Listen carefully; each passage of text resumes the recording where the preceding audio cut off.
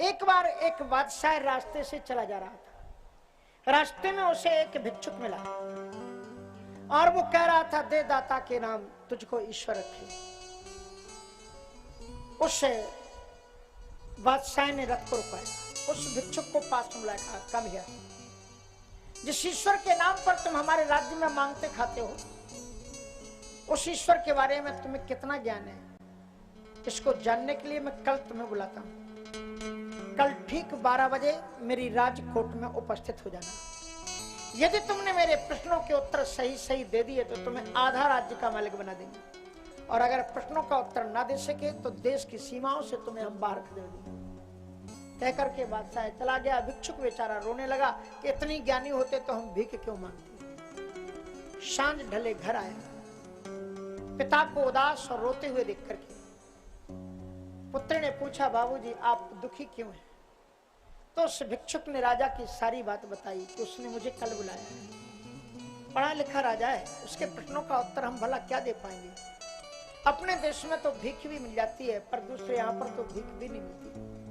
बेटी अब हम क्या करें? उस बेटे ने कहा कि मुझे तो अपने गोविंद पर पूरा भरोसा है। बाबूजी आप निश्चिंतता से आप भोजन करो और सो जाओ। सुबह जब राजकोट में जाना तो हमारे छोटे भाई को ले जाना, और जब राजा तुमसे प्रश्न करे तो कह देना कि तुम्हारे जैसे मिट्टी के लोथड़े के प्रश्नों का उत्तर देने के लिए मेरा छोटा बेटा ही काबिल है।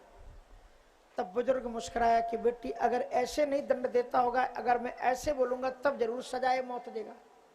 अब पर मुझे तो पूरा भरोसा है।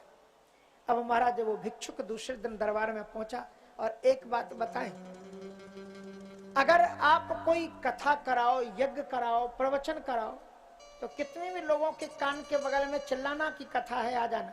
कहेंगे अच्छा कथा हो गई, अरे हमको कोई ने बताया नहीं, आपने हमें फोन ही नहीं किया। और यहाँ पर वो बॉम्बे के गरीब बच्चियों को बुला लो जिनको तन पर पहनने के लिए कपड़े नहीं है, फिल्मों में काम करते हैं। कभी कभी मैं कपड़े बांटता हूँ तो मुझे लगता है ये क्यों मैं इधर उधर आदिवासियों में बांटने जाता हूँ। ये बॉम्बे की इन गरीब लड़कियों को बांटना चाहिए, इनको बेचारों के पास में कपड़े नहीं है। द्रौपदी का चीरहरण तो दुशासन ने किया था, पर ये फिल्मों में अर्धनग्न होकर के नाचने वाली और सड़कों पर घूमने वाली हमारी बेटियों में भी कम नहीं है, ध्यान रखना। हाँ, इसलिए अभी हमारे कोई यहीं से मुझे सुनाई पड़ रहा था एक श्लोक कमरे से, हमारे विद्वत ब्राह्मण लोग गा रहे थे। हाँ? श्रद्धा सताम कुलजन प्रवस्य लज्जा। श्रद्धावान और कुलवान लोगों के घर में ये देवी लज्जा बन करके रहती है, और जिस घर की बहू बेटियों में लज्जा नहीं है, इसका मतलब कुलवान बेटियां नहीं है वहां पर। रामचरितमानस में हनुमान जी महाराज स्पष्ट कहते हैं, रावण से 4 उपदेश दिए हैं और उन्होंने कहा राम नाम बिन गिरा न सोहा, देख विचार त्याग मद मोहा, बसन हीन नहीं सोहे सुरारी, सब भूषण भूषित वर्णारी। इसलिए अपनी लज्जा, जिस स्त्री के पास में लज्जा नहीं है वो जीते जी मुर्दा है। इसलिए अपने सलीके से कपड़े पहनो, सलीके से हर जगह पर जाओ, सलीके की वाणी बोलो, मर्यादा का व्यवहार करो। ये पुरुषों के लिए नियम नहीं है। आप कहेंगे कि हिंदू धर्म में लोगों ने बहू बेटी बना करके बच्चियों को घूंघट कढ़ा करके घर के अंदर बंद कर दिया, ये अन्याय किया गया, बच्चियों को घर में बैठा दिया गया। लेकिन आपको बात बताऊं, मार्केट में 2 प्रकार की दुकानें होती हैं, एक लोहे की दुकान होती है और एक हीरा मणि जवाहरात की दुकान होती है। किसकी ज्यादा सुरक्षा होती है?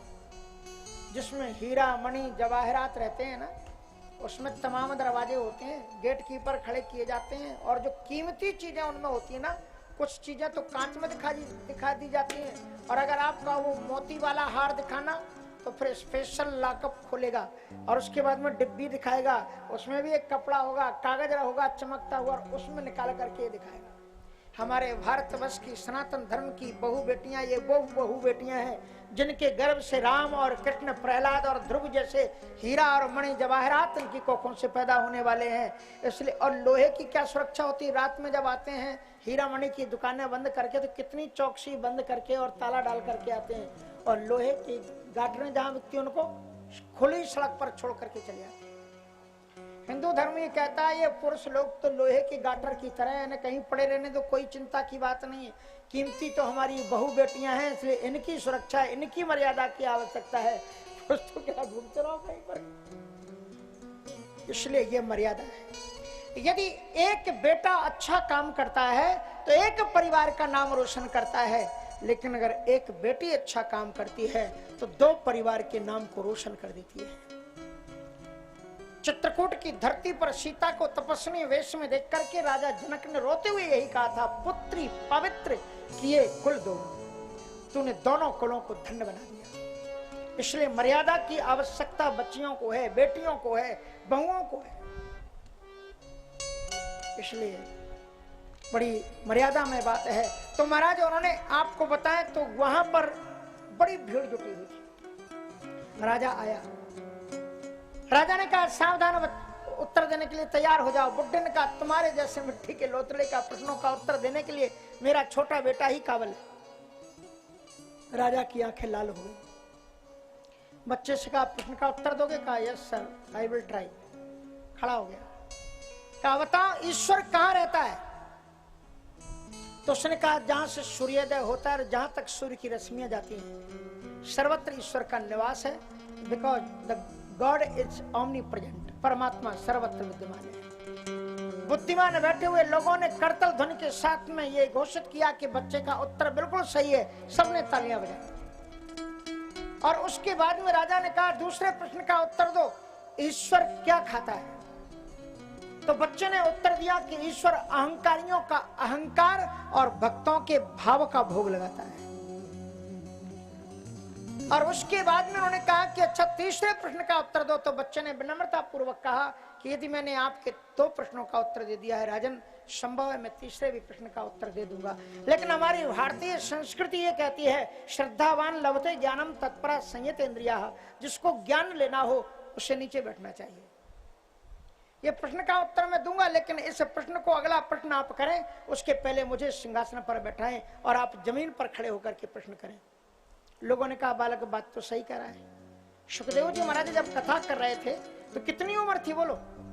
तम 10 वर्षो सुकुमार पादो करोड़ बाहुवंश कपोल गात्रम, केवल 16 वर्ष की। और लोमस जैसे ऋषि उनके साथ में बैठ करके कथा को सुन रहे, नीचे बैठ कर। इसलिए ज्ञान का सम्मान है। इन्हीं में ही हमारे कितने भागवत कथावाचक विद्वज्जन हैं, और इनके ही बच्चे जब कथा व्यास गद्दी पर बैठते हैं तो पूछो इनसे कहां बैठते हैं?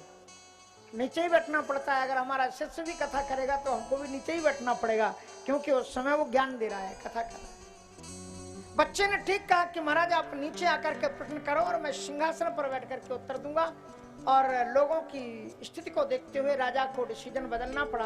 वो नीचे आया और वो भिखमंगे का बच्चा जिसके फटे चिथड़े कपड़े थे, मैला शरीर था, और वो उस सिंहासन पर बैठ गया। राजा ने गुस्से में आकर के कहा there is my third question, ask sir. उन्होंने कहा कि टेल मी भगवान क्या करता है? तीसरा प्रश्न मेरा ये है। तो बच्चा ठहाका मार करके हंसा, राजन तुम बड़े बेवकूफ हो, तुम्हें अभी भी पता नहीं चला ईश्वर क्या करता है? ईश्वर यही करता है कि हमारे जैसे भिखमंगों को ताज पहना देता है और तुम्हारे जैसे बादशाहों को जमीन पर उतार देता है। मस्कहीं करहीं विरंच एवं अदहीं मशकते हीन, अस विचार तज संशय रामय भजहि वीन, विनिश्चितम बदामिते न अन्यथा वचांश में हरिम नरा भजन्ति एति दुस्तरम तरन्ति।